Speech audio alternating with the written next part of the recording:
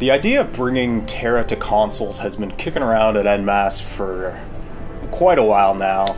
I remember first hearing about it way back in, I think, as early as 2013 when another producer here at en masse, Brian, put together a pitch for it. And if you think about it, 2013 is not long after Tera's initial launch on PC, so this is something that's been kind of on our minds for quite some time. And the reasons are, it's just that Tera makes for a great console game, or at the time we felt like it would.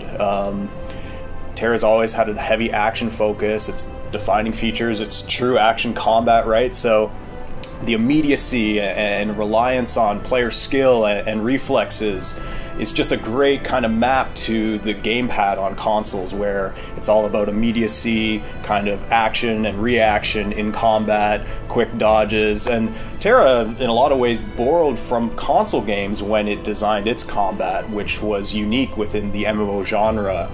At the time, the pitch to bring Tera to consoles didn't really gain a lot of steam or traction with Bluehole or en masse, and I think there's a lot of reasons for that. The previous generation of console hardware was not really well suited to a game of Tera's type, and there weren't also a lot of free-to-play games and support for free-to-play games. That was kind of a new thing in the console space, or an unknown thing back in 2013. So comparing to like PC or mobile games, like console games are not that popular in Korea. So it was really difficult for us to actually form the team that we need to have for this project. As a developer, it is natural to have this, ability to make a console games. So we took some risk ourselves and pursued a right path. The console project, or the idea of the console project at the time, kind of sat on the back burner for a little while we worked to kind of service Tera on PC and build it out following its free-to-play launch in February 2013.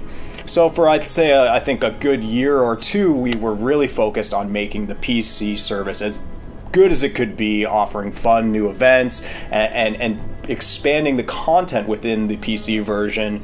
The conversation around a potential Tera console version didn't kick up again until I think about 2015, when other similar games in the genre began to appear on PlayStation 4 and Xbox One, as well as other free-to-play titles began to land on those platforms.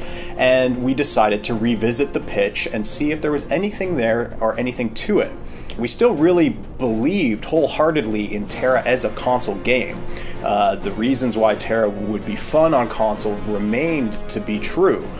In November 2015, myself and a few other folks here at en masse traveled to Redmond in Washington to Microsoft's office to introduce them to Tera. They had some prior knowledge of the game, but they didn't have a lot of information around how we serviced the game, what kind of content it offered, or why it would be a good fit for their platform. The timing was actually really cool and lined up well, because the Brawler, as an example of why Tera is a great fit for gamepads, is kind of the perfect example, right? Where you're chaining together combos, you're building a combo meter on the screen. So it was really kind of serendipitous that that was the content we were pitching to Microsoft for the console version, to kind of sell them on the idea. So coming out of that meeting, where both EME and Bluehole employees were present, I think we had a renewed interest in developing Tera for consoles. I think the meeting solidified in us that there was interest here, not only from Microsoft, but also from players as well. Demands for a console version of Tera were out there on our forums, on our social media pages, so we felt an increasing demand for players to see this game on those platforms.